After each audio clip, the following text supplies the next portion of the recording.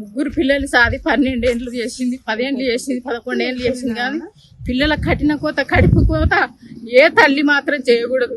ఆ తల్లి దుర్మార్గరాలు చేసింది. కానీ ఈ రోజులలో ఇట్లా ఎవ్వరు చేయకూడదు. మరో తల్లి కూడా మళ్ళీ ఎన్నిక వీలుండొద్దు. వాని శివకుమార్ను ఎన్కౌంటర్ చేసి ఇంత పెట్రోల్ పోసి మొత్తం కనపడకుండా కాల్చి పడేయాలని కోపంతో ఉన్నాం సార్ మేము. అలాంటిది ఎక్కడ కూడా జరగొద్దు. ఏ మండలంలో ఎవరైనా ఇలాంటి కడుపుకోత ముగ్గురు పిల్లల్ని పెద్దగా చేసి అన్నం పెట్టి ఒక్కరోజు బిడ్డ తినకపోతే బిడ్డ ఏం తిన్నావు, కడుపు లోపడిపోయింది, కళ్ళు లోపడిపోయినాయి, తిందరా బిడ్డ, నీళ్ళు తాగరా బిడ్డ అని ఒక్క రోజు చూడకుండా, ఒక పూట చూడకుండా, గంటలు చెప్పు చూడకుండా తల్లి మేము అట్లా చేసుకొని ఇట్లా పెద్దగా చేసింది. ఆ తల్లికి ఎట్లా చేతులు వచ్చినాయి, ఎట్లా చంపింది, విషం ఎట్లా పోసింది, టవాల చుట్టి కడుపు ముక్కు మూసి గొంతుకు ఉరేసి చంపి మళ్ళీ విషం పోసిన, పెరుగు పెట్టిన, అన్నం పెట్టిన అని చెప్తుంది. హాస్పిటల్ తీసుకుపోయి హాస్పిటల్లో కూడా 10 నిమిషాలకే నేను విషం తాగిన అని చెప్పి హాస్పిటల్ తరలించినప్పుడు 10 నిమిషాలకే నేను మంచిగా అయినా, నేను మాట్లాడిన, నా పిల్లలు ఎక్కడున్నారు, నా పిల్లల స్కూల్ టైం అవుతుందని అడిగే దుర్మార్గురాలను ఎక్కడ చూడలే. అన్ని మనసున పెట్టుకొని ఆ అమ్మాయి వేసి అంతా కఠినంగా పిల్లల కడుపు కోత కోసి చంపింది. దాన్ని మాత్రం ఆ శివకుమార్ని, ఆ రజితను ఎన్కౌంటర్ చేసి మొత్తం దాన్ని ఉరిశిక్ష తీయాలి. అది ఎక్కడైనా ఉండొద్దు. పోలీసులు కూడా కఠినంగా చర్య తీసుకొని ఆ అమ్మాయి ఎట్లా చేసింది, పిల్లలను కడుపు కోత ఎట్లా కోసింది, ఆమెను కూడా వాళ్ళు చర్య తీసుకొని పోలీసులు కూడా దాన్ని ఉంచకుండా ఉరిశిక్ష తీయాలి. ఇద్దరిని ఎన్కౌంటర్ చేసి పడదేగా ఇంత పెట్రోల్ పోసాలి ముఖం మీద. అది ఉంచొద్దు. ఈ లోకములో కఠినంగా పిల్లలను తీసుకొచ్చి అమ్మకి ఇంత అన్నం పెట్టుదమ్మా అని పిల్లలకు అడుకొచ్చుకొని పెట్టుకొని బతికించుకుంటున్నాం. నీకు అన్ని ఆస్తులు ఇచ్చిండు, పాస్తులు ఇచ్చిండు, పట్ట భూమి చేసిండు, 2 ప్లాట్లు చేసిండు. నీకు తిన్నది ఎరగక ఇట్లా వేసి వేరే మిత్రుతోని కలిపి నువ్వు ఇట్లా వేసుకొని నీ పిల్లల కడుపు కోత చంపుకొని నువ్వు ఎక్కడ వెళ్ళిపోదాం అనుకున్నావు. నువ్వు ఎక్కడ వెళ్ళిపోయినా దాన్ని పట్టుకొని ఇంత ఐసైడ్ ముఖం మీద పోసి దాన్ని పోలీసులు కూడా కఠినంగా చర్య తీసుకొని దాన్ని ఉరిశిక్ష తీయాలి. వాడు కూడా మరొక పెళ్లి, వాడు 10th క్లాస్ నుంచి జతాయి పరిచిండు కదా, వాడు మరో పెళ్లి కాకుండా ఇది మరో పెళ్లి కాకుండా పిల్లలు ఎలా చనిపోయారో దాన్ని కూడా కఠినంగా చర్య తీసుకొని అది మాత్రం దాన్ని ఉరిశిక్ష తీయాలి సార్. అది ఎవ్వరే కానీ, ఎవ్వరి ఇంట్లో కానీ, ఏ మండలంలో కానీ ఇప్పటికే దేశానికి పోయింది. ఇప్పుడు ఏ తల్లి అయినా మరొకరితోని పిల్లలు చంపుకునేది లేదు. కానీ ఇంకెవరైనా చంపి ఉండాలి కానీ పిల్లలు మాత్రం చంపుకోరు. ఎవరన్నా పెడితే పిల్లలకు తెచ్చి ప్రాణం కన్న పొట్టది. ఎవరిని భార్య లేకున్నా, భర్త లేకున్నా, తల్లిదండ్రులు లేకున్నా, అత్తమావ లేకున్నా, తోటికోడలు లేకున్నా, బావగారు లేకున్నా, మరిదిగారు లేకున్నా నా పిల్లలు అని పెట్టుకుంటాం. కానీ నా పిల్లల ఇంత కడుపు కోత కోసి చంపిన వ్యక్తిని ఎక్కడ చూడలేదు. ఏ మండలంలో ఇంకా ఇనలే. ఇన్ని యూట్యూబ్లలో చూస్తున్నాము. ప్రతి మంచికి ఫోన్ ఉంది, యూట్యూబ్ పెట్టుకొని వింటున్నాం. కానీ ఈ యూట్యూబ్లో ఇలాంటి మంచి ఎక్కడ వెతికినా కానీ ఇట్లా దొరక కూడా ఆ అమ్మాయి కఠినంగా పిల్లలను ముక్కు మూసి టవాలేసి లాస్ట్ కడితే నేను పెరుగన్నంలో విషయం పెట్టిన అని చెప్తుంది. 10 నిమిషాలకే విషయం తాగిన నేను అని తీసుకపోతే 10 నిమిషాలకే నా పిల్లలు బాగుర్రా అని అడుగుతుంది. అంటే అది ఎంత నటన వేస్తుంది.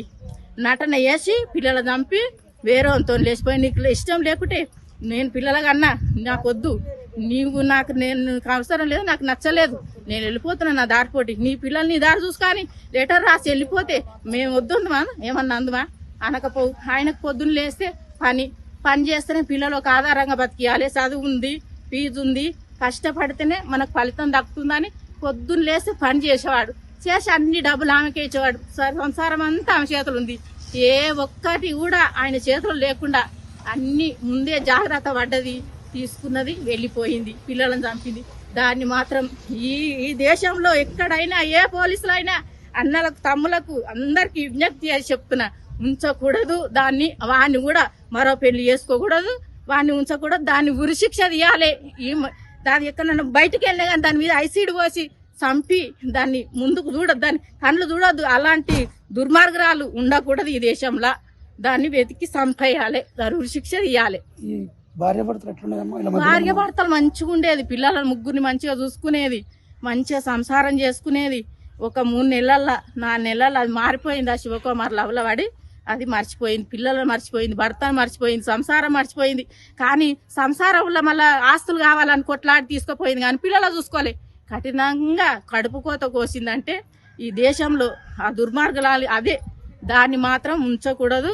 మొత్తం కఠిన శిక్ష, పోలీసులు కూడా కఠిన చర్య తీసుకొని దాన్ని ఉరిశిక్ష తీసి పిల్లలు ఎట్లా చనిపోయారో అట్లా వేసి దాన్ని ఉరేసి ఇంత ఐసీడ్ పోసి కనిపిస్తే ఇట్లా కనిపిస్తే దాని మీద ఇంత ఐసీడ్ పోసి వస్తామన్న కోపం వస్తుంది. కానీ పొద్దున్న లేసే పిల్లలు చూసుకుంటే తల్లడిల్లిపోతుంది. తన తల్లికి తల్లి కావాలంటే 9 నెలలు నామాసాలు మోసి కంటే దానికి అర్థం కాలేదా? 3 కాన్పులు ఎట్లా చేసింది? 3 పిల్లల పెద్దగా చేసి 12 ఏళ్ళు చేసి పిల్లలు చంపుకున్నావంటే నువ్వు ఎంత దుర్మార్గరాలువే. నువ్వు ఉండి ఏం సాధించినవే నువ్వు. అస్సలు దానికి ఇంకా మాకు చెప్పనీకి వస్తలేదు. మాకు మొత్తం మీద అది ఉందో కూడదు. వాడు కూడా మరో పెండ్లికి గురి కావద్దు. వాడిని కూడా ఎన్కౌంటర్ చేసి ఉరిశిక్ష చేసి ఇట్లోటి ఒక ఆడపిల్ల ఏ ఆడపిల్ల చేయదనుకున్నాం. మా పోయిందంత మంచిగా ఉండి మాకు మా అన్నను ఒంటరిగాని చేసి మరి ఒక ఏం లేను లేచి చంపేసి మా అన్నను మా పిల్లలు చంపేతామని ప్లానింగ్ చేసి శివకుమార్ ఇద్దరు కలిసి మా అన్నను చంపేతామని ఆలోచన పడ్డది. ఆలోచనలా చాలా మా అన్న తెలియకుండానే ఆమె ప్లానింగ్ చాలా చేసింది. మా అన్న డాక్యుమెంట్లే కానీ భూమి కాగితాలే కానీ మొత్తం శివకుమార్కి జోరించి మన ఇద్దరం లేచిపోయి పని చేద్దాం, చంపేద్దాం, నా భర్తను ఉన్న ఆస్తి మొత్తం తీసుకుందాం మనము అని మాకు చాలా ఘోరమైన పని చేసిపోయింది. మా పిల్లల మొత్తం 3 మా చేతులతో పెట్టాలంటే మేము 6 మంది అన్నదమ్ముండము. మాకు 6 మందిలో ముగ్గురు పిల్లలు ఉండరు, 3 పిల్లలు లేరు. మా పరిస్థితి ఎవ్వరు చెప్పలేని పరిస్థితి అయిపోయింది. 3 పిల్లలను చంపేసి శివకుమార్ ఇద్దరు దస్తయ్యే మా అన్నను చంపాడే పిల్లల ఆస్తి చంపేస్తేనే ఈ ఆస్తి వస్తుందని చెప్పి ప్లానింగ్ మీద చేసిరు సార్. మా అన్నకు ఇలాంటి ఏ ఆడపిల్లకు కూడా ఏ అబ్బాయి కానీ ఇలాంటి పని చేయొద్దంటే వాళ్ళిద్దరిని ఎన్కౌంటర్ చేసి చంపేస్తే మా పిల్లలకు మంచి అంత ఉంటుందని మేము మంచుకూరుతా కోరుతున్నాము. కేంద్ర ప్రభుత్వానైనా సరే రేవంత్ రెడ్డిని అయినా సరే కాంగ్రెస్ టీఆర్ఎస్ ప్రభుత్వంలో ఇలా చార్డాల ఎన్కౌంటర్ ఎట్లా చేసిరో 3 వీళ్ళని కూడా అట్లా ఎన్కౌంటర్ చేసి పట్టబాలు చంపాలని కోరుకుంటున్నాను నేను. మాకు మంచిగా మా పిల్లలకు కూడా చాలా మంచి శాంతి ఉంటుందని, మా అన్నకు కూడా శాంతి ఉంటుంది. మా అన్న ఒక్కసారి నిద్ర లేదు, మా అన్న రోజు గ్లూకోజ్ లేకుతున్నాయి, ఒకసారి నిద్ర లేదు. మా బాధ ఎవరిని చెప్పలేకపోతున్నాము. మా అన్నకు ఆరోగ్యం కూడా బాగాలేదు, మరీ ఘోరంగా ఉంది. దయచేసి చర్య డాక్టర్ గారు ఏమన్నారంటే ఆమెకి ఏ విషయం చెప్పకుండా ఆమె మళ్ళీ లేకపోతే మందు ప్రయోజనం తీసుకున్నట్టుంది, కోమాలోకి వెళ్ళిపోవచ్చు, నీకు ఏ విషయం చెప్పకనే అని డాక్టర్ గారు చెప్పారు. నేను ఏం విషయం చెప్పలేదు సార్. ఎట్లుంది పానం ఎట్లుంది అని అడిగిన, అంతవరకే అడిగి నాకు మంచిగా అయింది, పిల్లలు ఎట్లుండో అని అడిగింది. అడిగితే పిల్లలు అనుకున్నారు, లేవలేదు అని నేను చెప్పాను సార్.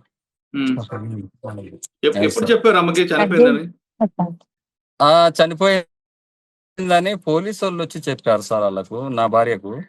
ఏమన్నదమ్మా ఇప్పుడు? నేను చెప్పలేదు సార్. నన్ను అప్పటికి పోలీసు వాళ్ళు తీసుకెళ్లారు సార్. అప్పుడు పిల్లలకు ఇష్టమిచ్చిన తండ్రి అని నన్ను పోలీసు తీసుకెళ్లారు. ఆ తర్వాత ఆమె దగ్గరికి పోయి ఎవరు చెప్పారు ఏం చేసిరు తెలియదు సార్. నాకు సాయంత్రం 4:30-5కి వదిలేశారు.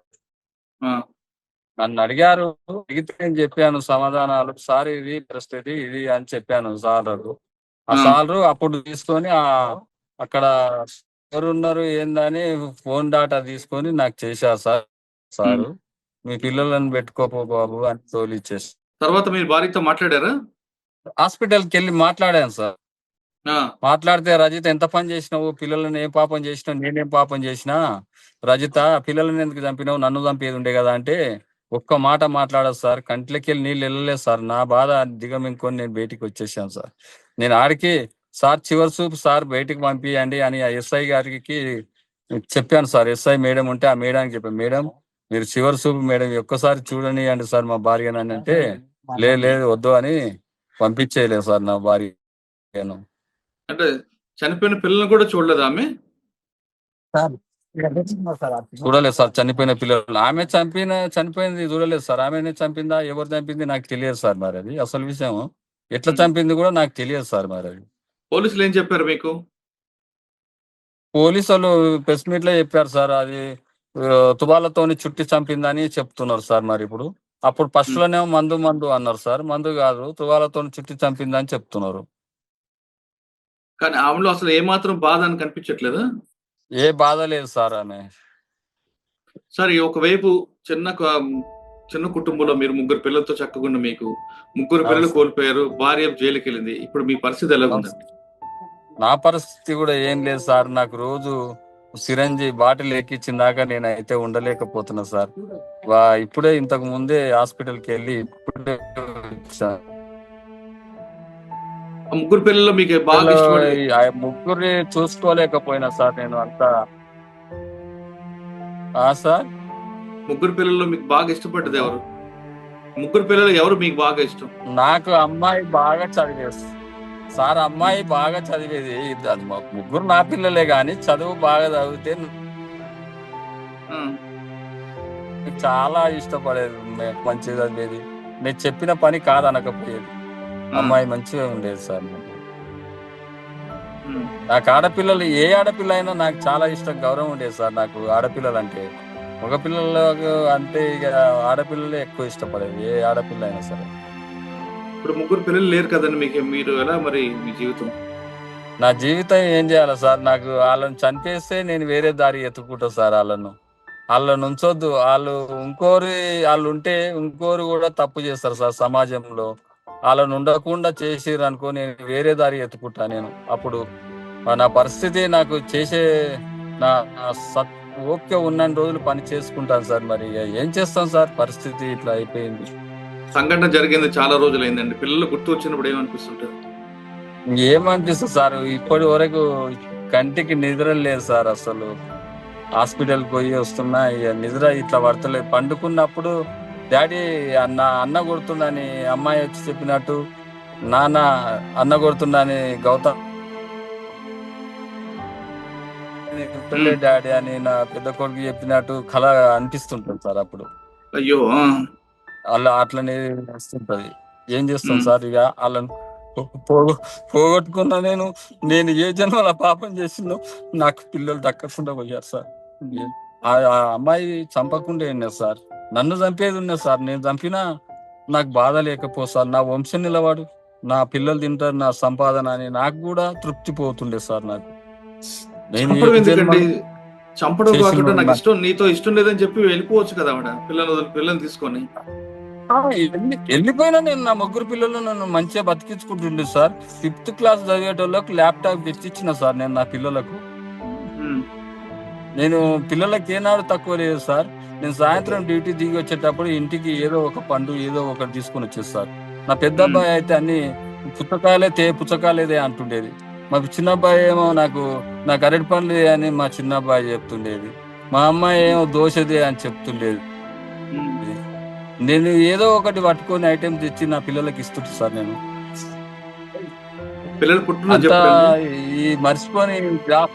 ఈ జ్ఞాపకాలు మర్చిపోలేకపోతున్నా సార్. నేను ఎట్లా మర్చిపోవాలి, నాకేం అర్థం అయితే లేదు సార్. పిల్లల పుట్టినరోజు చెప్పండి.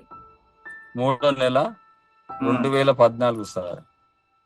సార్ పెద్ద ఆయన 2014లో సార్. 25 3వ నెల 2014. మధుపియా జూలై 17 సార్.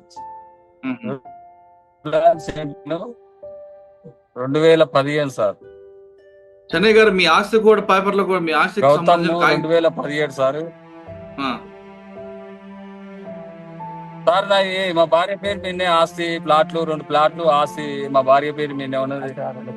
2 ఎకరాల పొలం ఉన్నది. ఆ డాక్యుమెంట్లు అన్ని తీసుకొని పోయింది. ఎప్పుడు తీసుకెళ్ళిపోయారు ఆవిడ? ఆల్రైట్. సో మొత్తం మీద ఇది హాస్పిటల్ ఎమర్జెన్సీకి సంబంధించిన వార్డ్. ఇది ఎమర్జెన్సీ వార్డ్ లోపల. ఐ థింక్ ఇక్కడ మరి పైన ఎక్కడ ట్రీట్మెంట్ తీసుకుంటున్నారో తెలియదు, బట్ ఒకసారి చూద్దాం. ఇదే హాస్పిటల్. యాక్చువల్లీ ఏం లేదండి, యాక్చువల్లీ రజిత అనే పేషెంట్ ఇక్కడ మీకు ట్రీట్మెంట్ తీసుకుంటున్నారు కదా సార్. సార్ ఎట్లా ఉంది? ఎట్లా ఉంది సార్? ఇప్పుడు కండిషన్ ఓకే అండి, బాగానే ఉంది ఇప్పుడు తన కండిషన్. ఇప్పుడు ఓకే. అంటే ఎట్లా కడుపు క్లీన్ చేసిరా, ఎట్లా ఏం ట్రీట్మెంట్? అంటే యాక్చువల్గా తెలియదు తనకు, వాళ్ళకి యాక్చువల్గా ఏదో ఫుడ్ తేడా ఉందన్నట్టు చెప్పారు. వాళ్ళు చెప్పడం బట్టి, దాన్ని బట్టి మనము స్టమక్ వాష్ అట్లా చేసాము. ఇప్పుడైతే తను వచ్చినప్పుడు అపస్మారక స్థితిలో ఉంది అంటే తను వాళ్ళు చెప్పిన దాన్ని బట్టి ఇంట్లో అలా పడిపోయిందని చెప్తున్నారు. ఇక్కడికి వచ్చిన తర్వాత ఒక 2-3 అవర్స్ తర్వాత మేము తను కాన్షియస్ అయిపోయింది, కంప్లీట్ కాన్షియస్ అయిపోయింది 2-3 అవర్స్ తర్వాత. ఓకే, తను ఇప్పుడైతే బెటర్గానే ఉందండి. బెటర్గా ఎప్పుడు డిశ్చార్జ్ చేయొచ్చు ఏంటి అంటే యాక్చువల్గా చూస్తామండి. ఫస్ట్ మేము ఏదైనా టాక్సికాలజీ అనాలిసిస్ అంటాం అన్నమాట. ఒక టెస్ట్, బ్లడ్ యూరిన్ టెస్ట్ పంపించాము. ఆ టెస్ట్లో ఏదైనా అబ్నార్మాలిటీ లేదు అనుకోండి, వీ కెన్ డిశ్చార్జ్. కాకపోతే ఇప్పుడైతే పరిస్థితి అయితే మెరుగుపడింది. అంటే వచ్చినప్పుడు మరి మార్నింగ్ ఎమర్జెన్సీలో వచ్చినప్పుడు తను అపస్మారక స్థితిలో ఉంది అని చెప్పారు.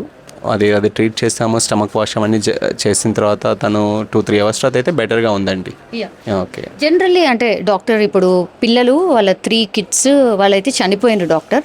ద సేమ్ ఫుడ్ తిని కూడా తీసుకుంది అంటున్నారు. ఇన్ జనరల్లీ అంటే ఎంత డోస్ తీసుకుంటే అట్లా అవుతుంది అంటే food if you don't know exactly what kind of thing they are taken అనేది తెలియదు, సబ్స్టెన్స్ అనేది తెలియదు. అసలు నిజంగా అది మన టాక్సికాలజీ రిపోర్ట్ వస్తే మనం చెప్పగలుగుతాం ఏమన్నా దానికి. ఒకవేళ ఏదో ఫోరెన్సిక్ రిపోర్ట్ కానీ ప్రిలిమినరీ ఫోరెన్సిక్ రిపోర్ట్ బట్టి కూడా మనం అదే ఫుడ్ తీసుకోవడం వల్ల జరిగిందా ఇంకేంటి అనేది తెలుస్తుంది. ఇన్ కేస్ ఒకసారి ఫుడ్ కాకుండా ఇంకేమైనా జరిగిందా అక్కడ, వీ డోంట్ నో. అసలు అక్కడ కండిషన్ సినారియోలో మనం లేం కదా అసలు కొత్త. We don't know. డాక్టర్గా నేను చెప్పేది ఈ పేషెంట్ కండిషన్ గురించి అడగండి. ఈ పేషెంట్ కండిషన్ గురించి యాజ్ ఆఫ్ నౌ ఈ పేషెంట్ చాలా బెటర్గా ఉన్నారు, ఇంప్రూవ్ అయ్యారు. Okay, yeah. సో అది ఇప్పుడైతే కోలుకుంటున్న పరిస్థితి అయితే కనిపిస్తోంది ప్రస్తుతం అయితే. ఇది హాస్పిటల్ అనమాట. ఎమర్జెన్సీగా పేషెంట్ని తీసుకురావడం, ఆ తర్వాత ఆమెకు ట్రీట్మెంట్ అయితే ఇదే హాస్పిటల్లో జరుగుతోంది. సో బాగానే ఉంది కండిషన్ అయితే. ఆల్ రిపోర్ట్స్ అవన్నీ కూడా తెప్పించుకొని చూస్తూ ఉన్నాం. అంటే ఎట్లాంటి మెడిసిన్ తీసుకుంటే మరి స్టమక్ అంతా క్లీన్ చేసాము, బట్ అవన్నీ కూడా టెస్టులు చేసిన తర్వాత మరి ఆమె తీసుకుంది ఏంటి అనేది నిర్ధారణ అవుతుంది అనేటువంటిది డాక్టర్స్ చెప్తున్నటువంటి మాటగా కనిపిస్తోంది. మనం చూడొచ్చు హాస్పిటల్ బయట వాళ్ళకు సంబంధించిన వాళ్ళు చాలామంది ఉన్నారు. అట్లాగే పోలీస్కి సంబంధించిన మనకు పెట్రోల్ వెహికల్ కూడా ఇక్కడే ఉంది. బికాస్ ఆమె వన్స్ కోలుకున్న తర్వాత ఆమె దగ్గర నుంచి పూర్తి స్టేట్మెంట్ తీసుకోవడమే కాదు,